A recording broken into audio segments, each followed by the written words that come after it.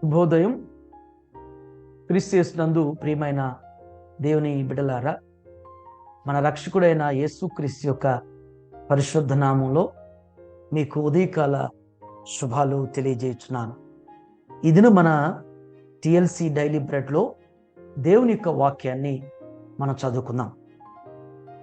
జ్ఞానటువంటి సొలొమోను రాసినటువంటి సామెతల గ్రంథం 1వ అధ్యాయం 5వ వచనాన్ని చదువుకుందాం. జ్ఞానము గలవాడు విని పాండిత్యం వృద్ధి చేసుకొనెను, వివేకము గలవాడు ఆలకించి నీతి సూత్రములను సంపాదించుకొనెను. దేవుని బిడ్డలారా, ఈ వచనాన్ని మనం గమనించినట్లయితే శ్రేష్టమైనటువంటి 2 విషయాల్ని జ్ఞానటువంటి సొలొమోను ద్వారా దేవుడు మనకి జ్ఞాపకం చేస్తున్నాడు. జ్ఞానము కలిగినటువంటి వాడు విని పాండిత్యాన్ని వృద్ధి చేసుకుంటాడు అనేటువంటిది జ్ఞాపకం చేయబడింది. జ్ఞానం కలిగినటువంటి వారిలో గొప్ప సుగుణం ఏంటంటే వింటాడు. వినటం అనేటువంటిది చాలామందికి ఇష్టం ఉండదు. ఎంతసేపు అయినా మాట్లాడటానికి ఇష్టపడతాం, ఎంత సమయం అయినా ఎదుటివారికి పనులు చేయటానికి ఇష్టపడతాం, కానీ వినటం అనేటువంటిది ఇష్టం ఉండదు. గొప్ప భావం, గొప్ప లక్షణం ఏంటంటే, మీరు సామెతల గ్రంథం అంతట్లో కూడా మీరు గమనిస్తే జ్ఞానం కలిగినటువంటి వారిలో ఒక గొప్ప సుగుణం ఉంటుంది. ఆ సుగుణం ఏంటంటే, ఎదుటివారు ఏం చెప్తున్నారో, ఎదుటివారు ఏం మాట్లాడుతున్నారో, ఎదుటివారు ఏ విధంగా మాట్లాడుతున్నారో అవన్నీ కూడా జాగ్రత్తగా వినటానికి ప్రయత్నం చేస్తారు, వినటానికి ఇష్టపడతారు. వినటం జ్ఞానం కలిగినటువంటి వారు విని పాండిత్యాన్ని వృద్ధి చేసుకుంటారంట.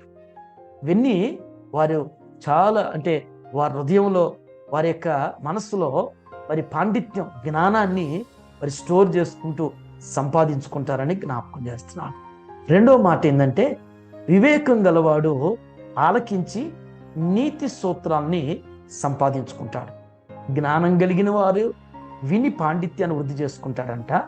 వివేకం గలవాడు ఆలకించి, పెద్దవారు చెప్పేటువంటిది, తల్లిదండ్రులు చెప్పేటువంటిది, గురువులు చెప్పేటువంటిది, బోధకులు చెప్పేటువంటివి, ఆ వివేకం కలిగినటువంటి వాడు వాటిని ఆలకించి నీతి సూత్రాలు, వివేకం కలిగినటువంటి వారు ఆ విన్నటువంటిది ఆలకించినటువంటి దాంట్లో వాడు నీతి సూత్రాలు కలిగి జీవిస్తాడంట.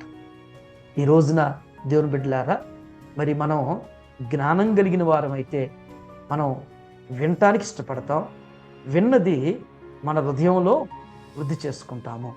వివేకం కలిగిన వారం అయితే ఆలకిస్తాం, ప్రతిదీ కూడా ఆలకిస్తాం. మంచిని ఆలకిస్తాం, చెడుని ఆలకిస్తాం. ఆలకించిన దాంట్లో నీతి సూత్రాలని మన జీవితంలో అన్వయించుకుని అవలంబిస్తూ ఉంటామంట. ఈ దినం దేవుని బిడ్డల, నీవు జ్ఞానం కలిగిన వ్యక్తి అయి ఉంటే నీవు చక్కగా విను. నీవు జ్ఞానం కలిగిన వ్యక్తి అయితే మరి ఆలకించు. ఆలకించి ఆ సూత్రాల ప్రకారం ఈ దినం నడవటానికి ప్రయత్నం చేయి.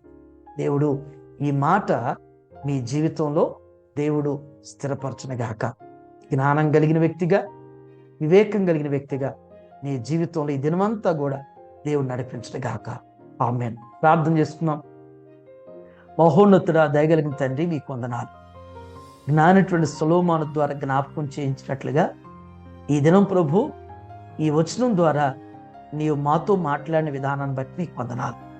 దేవా, జ్ఞానం కలిగిన వారు విని వారు ఏ విధంగా నాయనా వారు వృద్ధిపరుచుకుంటారో నా తండ్రి, వివేకం కలిగిన వారు ఆలకించి నీతి సూత్రం కలిగి ఉంటారో, నీతిగా జీవిస్తారో, ఆ విధంగా వారి నోట నుంచి వచ్చినటువంటి మాటలు ఎదుటి వారికి నీతి కలిగించే విధంగా ఉంటాయంట.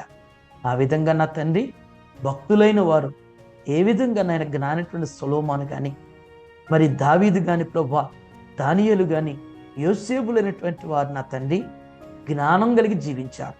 మేము కూడా ఈ దినం ప్రభువా మీరు అనుగ్రహించేటువంటి దైవికమైనటువంటి జ్ఞానం కలిగిన ఆయన అది వృద్ధిపరుచుకొని నీతి సూత్రాలు కలిగి జీవించేటువంటి వారుగా నడిపించండి. ఈ మాటను ప్రభు మీ బిడ్డ జీవితంలో స్థిరపరిచి వారు వెళ్ళేటువంటి వారి ఉద్యోగాల్లో, వారి ప్రయాణాల్లో, వారి బాధ్యతల్లో మీరు తోడుగా ఉండి ప్రభా జ్ఞానం చొప్పున నడుచుకునేటువంటి కృప మీ బిడ్డలకు దయచేయండి. ఎగ్జామ్స్ రాస్తున్నటువంటి నీ బిడ్డలకు నాయన మీరు తోడుగా ఉండి జ్ఞానం కొదువుగా ఉంటే నన్ను అడగమని సెలవిచ్చేట్లుగా అట్టి జ్ఞానంతో నింపబడి ఈ దినమంతా నాయన దేవా మీ బిడ్డలకు కావలసినటువంటి మీ కాపుదల, నెమ్మదిని, సమాధానాన్ని, సమృద్ధిని ఈ దినం మీ బిడ్డలకు దయచేయమని యేసు నామంలో ఈ ప్రార్థన మీకు సమర్పించుతున్నాను తండ్రి. ఆమేన్. దేవుడు మిమ్మల్ని దీవించునుగాక. ఆమేన్.